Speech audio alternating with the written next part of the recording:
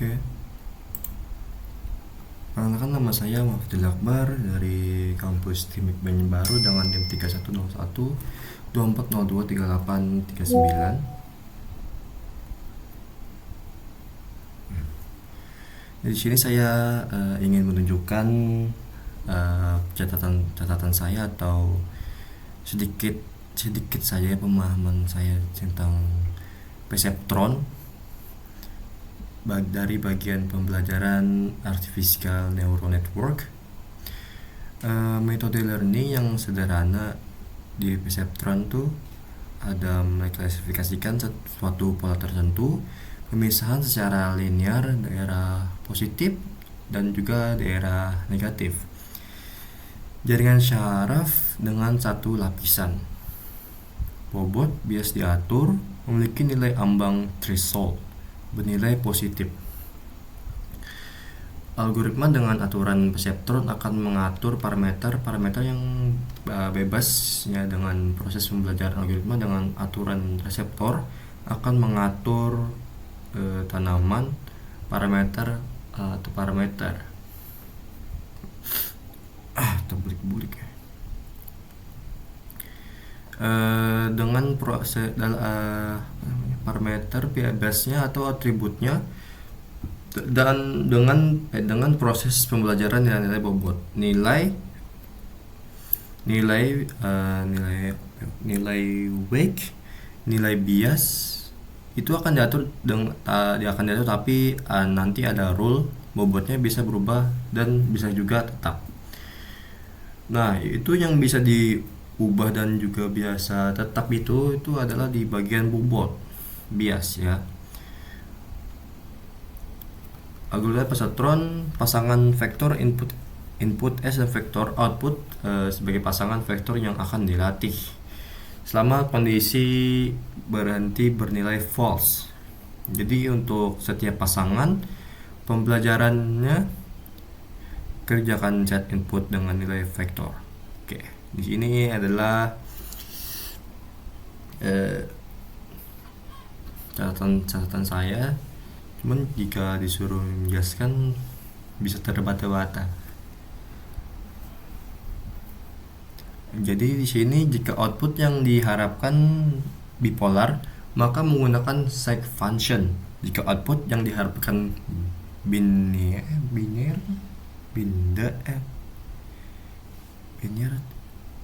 binder atau binary ya, maka menggunakan step function. Jadi itu jika ada error atau apa tuh akan melakukan perbaikan bobot dengan bias dengan aturan sebagai berikut itu. Jika Y sama dengan T maka, atau jika jika T maka wake baru sama dengan wake lama tambah A kali T kali X1 XI. Habis itu bias baru sama dengan bias lama tambah A kali T. Nah, situ nampak tuh. Itu nanti bisa jadi tuh bias lama, bias baru itu bisa jadi tetap atau berubah atau yang baru gitu loh. Jika target tidak sama dengan target ini bisa disebut label. Jika output tidak sama dengan T target label, maka bobot lama tambah learning rate target kali input yang keberapa gitu. Kemudian bobot bias baru sama dengan bobot bias lama tambahnya learning. Oke, kita sini tes kondisi berhenti. Jika tidak terjadi bobot pada A, maka kondisi berhenti true. Jika terjadi perubahan bobot, maka kondisi berhentinya jadi false.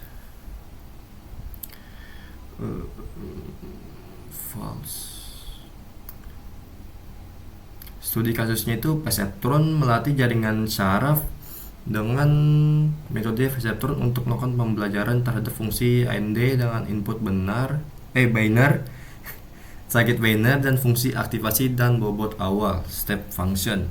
Learning rule A sama dengan 0,1 threshold minus 1. Jadi ya di sini rumus-rumusnya ya, aduh ini mereng ini fotonya. Di sini ada EPO 1 data 1. Ketahui di sini nilai A-nya itu 0,1, threshold 1, X11, X21, T1, WX1 0,3, WX2 0,2, biasnya adalah 0. Jadi pakai rumus ini.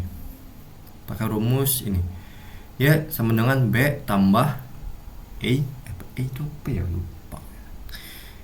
E1, X1, WX1 atau B tambah X1 X1 kali WX1 tambah tanda kurung X2 WX2 tanda kurung.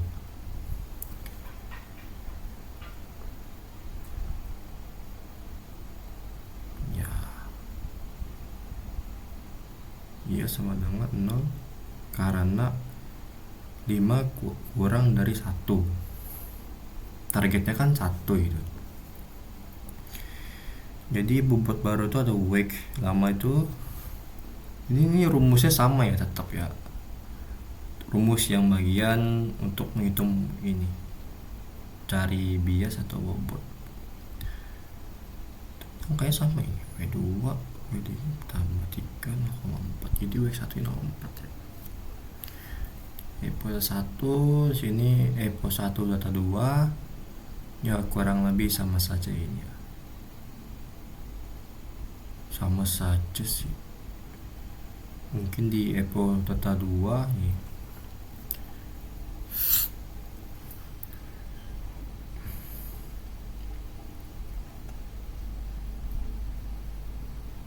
Jadi cara menghitung perseptron ini harus benar-benar teliti ya, soalnya datanya banyak.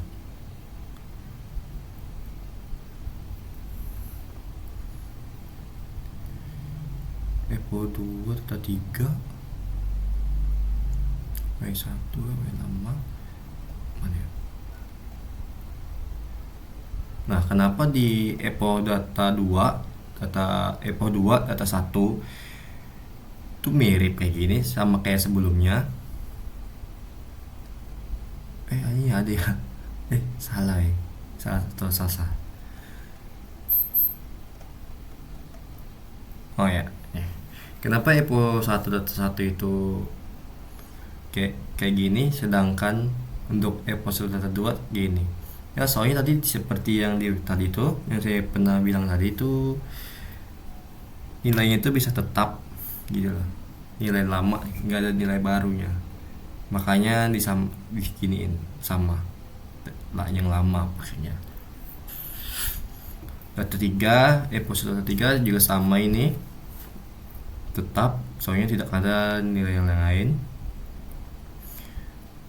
Di data 2 nah EPO 2 data 1 itu bakal berbeda lagi, soalnya kan datanya berbeda, S1 nya kan 1 sini, T nya sini 0 ini 1, jadi beda lagi hitungan, berulang kembali cara ngitungnya itu.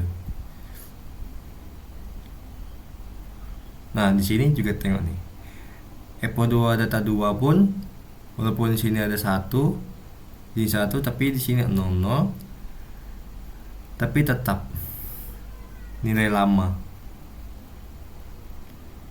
jadinya Y terus karena 0,7 kurang dari 1, targetnya 0 ya, sama dengan target biasnya 0,2 itu EPO 2 ya. Ini pokoknya sama lah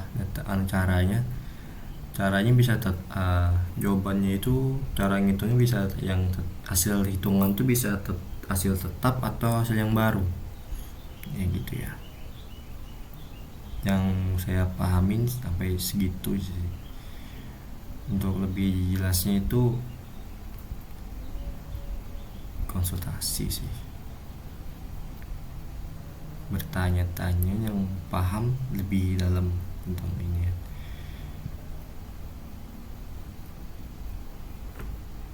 Ini soalnya kalau disuruh jelasin itu kayak kurang ya di hitungan yang kayak ini ya. Meskipun yang udah jago-jago mah ini gampang ya, kalau yang saya ini kayak harus agak lama tuh apa gimana ya gitu. Soalnya kurang paham juga. Kurang pahamnya itu bukan di dalam hitungannya ini, cuman dari datanya itu loh. Soalnya ada yang bisa yang sama yang tetap, sedangkan jika apa ya, apa ya?